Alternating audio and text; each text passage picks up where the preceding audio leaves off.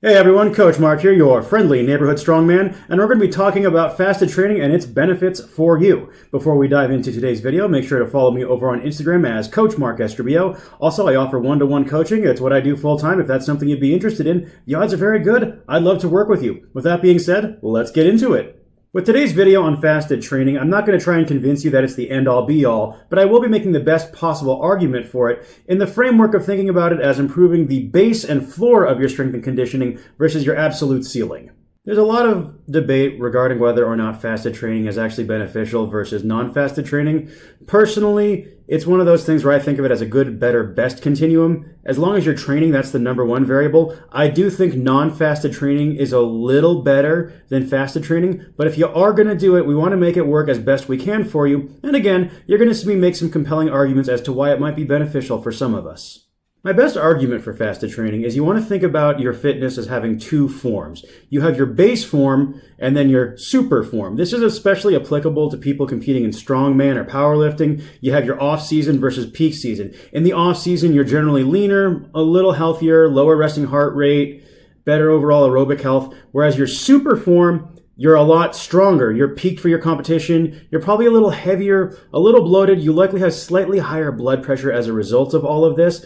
And again, that super form is about extracting every possible pound of strength out of yourself, whereas the base form is where we hang out between competition. And with fasted training, if you are going to implement it, this is for improving your base form. If you're absolutely focused on adding as much weight as possible to the bar or as much muscle to your frame as quickly as possible, fasted training is not going to be a good option for you.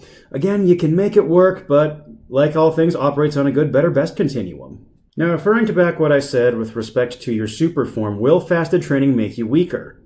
Yes. In the short term, you will experience a strength dip. This is just how it is. You're not going to have as many carbs in the system, probably not as much water, not as much salt. You're not going to be as bloated, so your leverages are going to be negatively impacted. However, the long-term benefits of fasted training when done correctly, such as lowering your body fat, improving your cardiovascular health, as well as just ditching that inflammation, will help you improve your base form. So then as your base goes up, right, as you raise the floor, you'll have a higher potential ceiling for your strength. And much the same way you use your off season to build muscle and conditioning, taking some time away from a very high calorie lifestyle can be a great benefit for both our mind and our digestive health.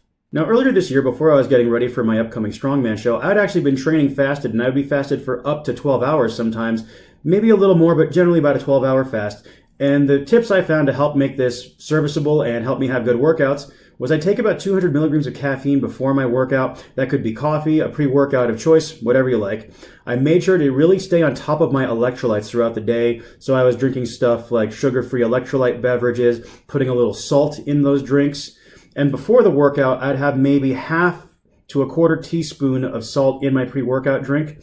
If you're doing coffee, I just recommend having the salt and then the coffee. Salt plus coffee tastes horrendous. However, I find putting salt in my pre-workout drink doesn't affect it too much, so keep that in mind. Again, it's going to take you a few days or a couple weeks to adapt to this. You'll probably need to reduce the weights you're working with by about 10 to 15% at first, just while you get used to the fasted situation. But you'll find your strength will recover. And in some cases, I know for myself, during this 4-week fasted training experiment, I was actually able to set several PRs on both my deadlift and my bench press variations. Again, you want to think about this with fasted training. You're playing the long game. If we can improve your base form, that's going to be a better sustainable overall health and long-term strength development mindset. Whereas trying to stay at your absolute peak strength year-round, it's not sustainable because it's much harder on your health. Now, if you are someone that you're going to put your health aside and focus on just the bigger numbers, more power to you.